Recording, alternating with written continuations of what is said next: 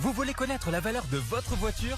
Eh bien, moi, pas du tout. Alors non, je sais que tu vas pas vendre ta voiture, je sais que cette pub te harcèle, et je sais également que tu as cliqué sur une vidéo des 5 faits, alors commençons sans plus tarder par cette très jolie phrase. C'est une belle chose d'être honnête, mais il est également important d'avoir raison. Alors non, c'est pas une femme qui a écrit ça, c'est bel et bien une phrase que l'on doit à Winston Churchill lui-même, comme t'as pu le deviner sans être un génie, dans la miniature et dans le titre. Malgré une hygiène de vie plus que douteuse, au-delà de l'alcool et du tabac, il avait des rages de dents constantes, mal au dos, car ses chutes de cheval le perturbaient énormément, des maux de tête incessants, des bronchites, bref, il a quand même vécu 90 balais. Bon, même si son âge en témoigne aussi, il aimait bien le faire savoir que c'était un coriace. On l'appelle le vieux lion, et sa réputation marquera le plus grand conflit de l'histoire, et restera dans la postérité. Mérite-t-il cette image? A-t-elle été construite de toutes pièces par les médias? En histoire, comme tu vas pouvoir le constater, les méchants et les gentils, ça n'est que pour les Disney. Alors voici 5 faits peu évoqués sur Winston Churchill. Premier fait, un stratège catastrophique aux antipodes de Clausewitz. François Kerzaudy a publié un livre sur sa biographie comme il a pu le faire pour d'autres pointures historiques comme Göring par exemple.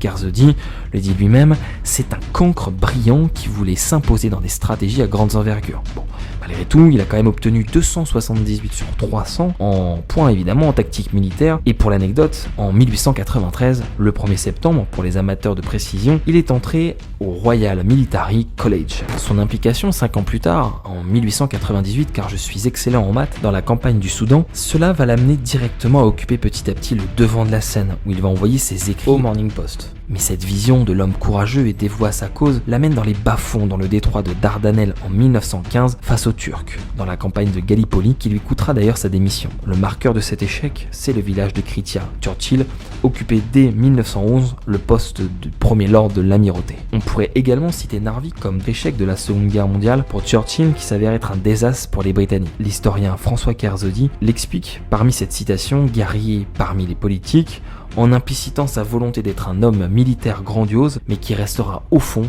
un homme politique. Deuxième fait, le premier responsable de la famine du Bengale. La famine du Bengale aurait causé, selon la célèbre journaliste Madhusri Mukherjee, je m'excuse pour la prononciation plus que douteuse, auteur du livre Le crime du Bengale, la part d'ombre de Winston Churchill, entre 3 et 5 millions d'hommes. En tout cas, si on compte les répercussions sur l'année 1944 et 1945. Recontextualisons un peu. En 1942, le Japon envahit la Birmanie, qui est alors encore une colonie anglaise. L'Inde n'avait pas prévu un envahissement tel que celui-ci dans l'Asie du Sud, et cela a créé un vent de panique dans les régions concernées, et notamment au Bengale, puisque cela a impacté une ressource fondamentale, le riz. Alors l'Inde voulait échanger leur indépendance avec un soutien armé contre les nazismes et leurs alliés, donc les Japonais. Non seulement Churchill a refusé cette aide, car comme il le disait, il les détestait, il s'en cachait pas, mais en plus de ça, il refusait de l'aide du Canada, qui était prêt à fournir du riz dans les régions les plus touchées. On estime environ, en tout cas, 2 millions de tonnes manquantes de riz. Le secrétaire d'État en Inde, Amri, raconte le 4 août 1944 en comparant Churchill à Hitler. J'ai perdu patience et je n'ai pas pu m'empêcher de lui dire que je ne voyais pas beaucoup de différence entre ses vues et celles d'Hitler, ce qui ne le vexa pas peu.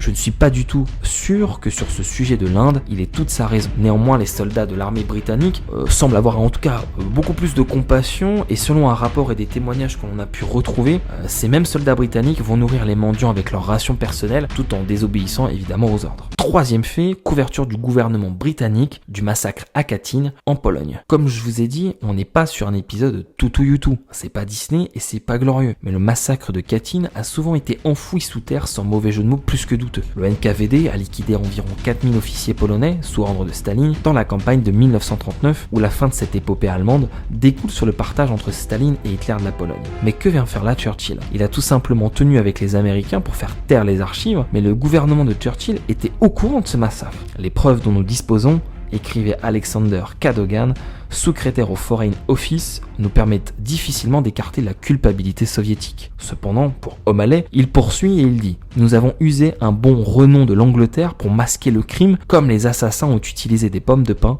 pour couvrir le lieu du massacre. » Mais c'est surtout les contradictions de Staline lui-même qui vont attirer la curiosité. En décembre 1941, 6 mois après l'invasion allemande en URSS, le général Sikorski, chef du gouvernement polonais en exil à Londres à ce moment-là, va être reçu par Staline, nouvel allié au Kremlin. Sikorski s'inquiète du sort des officiers polonais qui ont disparu à Katyn. Staline, évasif, avec un jeu d'acteur absolument extraordinaire des plus grands films hollywoodiens, répond qu'ils ont dû fuir ou se cacher en Union soviétique. Et cyniquement, il va même ordonner devant lui de trouver et de de libérer les détenus. Ah, quel bon ce Staline. Mais 2 ans plus tard, des soldats allemands mettent à jour le charnier de Katyn et en informent le monde entier. Cette découverte sera pour Hitler l'occasion d'accentuer leur campagne anticommuniste, Goebbels proclamant alors que le sort des officiers polonais assassinés constitue un avertissement éloquent de ce qui attend les peuples européens en cas de victoire bolchevique. Bon, c'est assez drôle quand on sait les Einsatzgruppen et les camps d'extermination nazis, mais en fait Churchill a consciemment fait une récupération politique pour accuser les nazis d'en avoir également réalisé une. Ah,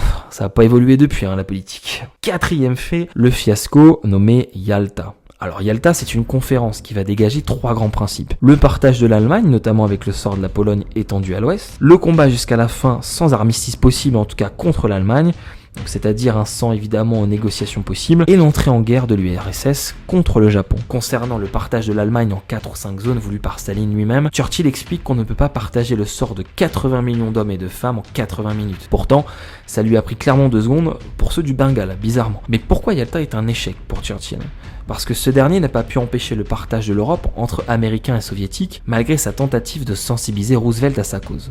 Voilà ce que va dire Kerzodi. Comme à Yalta, Churchill donne l'impression d'avoir maîtrisé les négociations de bout en bout, mais plus encore qu'à Yalta, il semble les avoir abordées avec un certain dilettantisme. Rappelons ce papier terrible qui en dit long sur la négociation entre Churchill et Staline, et rappelons aussi que l'URSS n'avait pas compris pourquoi l'Angleterre n'a pas essayé un débarquement à l'ouest dès 1941. Voici une des réponses de Churchill à Staline à la même date. Vous devez garder à l'esprit que pendant plus d'1 année, nous avons conduit la lutte absolument seuls. Et la réponse de Staline ne se fait pas attendre. Premièrement, répondait Staline, il n'y a pas d'accord entre nos 2 pays qui définissent les buts de la guerre et les plans d'organisation de la paix.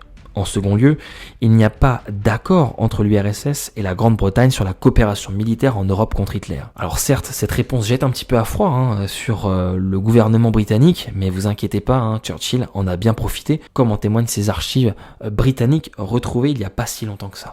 5e fait, un admirateur de Rommel, j'avais enfin le pouvoir de donner des directives dans tous les domaines, écrit Winston Churchill dans ses mémoires de guerre quand il évoque sa nomination à 65 ans au poste de Premier ministre, le 10 mai 1940. Il voulait peut-être être le Rommel de la Grande-Bretagne, mais comme le dit très justement aussi François Kerzodi, en dépit d'une légende tenace, le général Rommel n'a jamais participé au complot contre Hitler. Churchill a sans doute été influencé par l'ouvrage du premier biographe britannique de Rommel, Desmond Young, qui avait fait de Rommel un héros de la résistance dès 1950 sans connaître l'envers du décor. D'ailleurs, on remarque que la plupart des livres écrits par des historiens sur Rommel, au départ, dès la fin de la Seconde Guerre mondiale, étaient des Anglais, comme Young cité auparavant. Il y a véritablement un culte le concernant en expliquant surtout ses faits d'armes en Afrique du Nord, le fameux renard du désert, mais je reviendrai plus précisément sur ce destin incroyable, sur un format beaucoup plus long pour retracer sa biographie et le mythe qui l'entoure. Voilà. En tout cas, je vous remercie d'avoir tenu jusqu'au bout. Alors, je vous ai dit moins de 5 minutes. Ça a été très compliqué de condenser ces 5 faits en moins de 5 minutes chrono. Voici pourquoi il était si compliqué de faire très court avec ces 5 faits avec Winston Churchill. J'ai d'autres en stock, par exemple le projet Unfixable qui avait été pensé, fabriqué de toutes pièces par Churchill, qui avait été proposé aux Américains, qui ont tout de suite balayé d'un revers de main ce projet, comme son nom l'indique, impensable. Il y avait également un autre fait que j'aurais pu souligner, celui d'Alan Brooke, sa relation avec Winston Churchill qui n'a pas toujours été évidente et très simple puisqu'il y avait beaucoup de contradictions entre ces 2 grandes figures. Et puis j'aurais pu parler évidemment de cette ordonnance qui avait été donnée à Churchill lors de la prohibition pour qu'il puisse avoir en quantité raisonnable son alcool. N'hésitez pas à voter pour savoir quelle prochaine vidéo vous souhaitez voir sur la chaîne. Déjà 25 votes et je vous remercie pour cela. J'arrête les votes le dimanche 2 juin. En tout cas, si la vidéo t'a plu, comme d'habitude, n'hésite pas à liker cette vidéo, à évidemment t'abonner, et d'ailleurs je vous remercie pour les 1000 abonnés. En tout cas, nous on se retrouve dès la prochaine vidéo, soit pour une vidéo des 5 faits, soit pour un format long. Je vous remercie et je vous dis à la prochaine.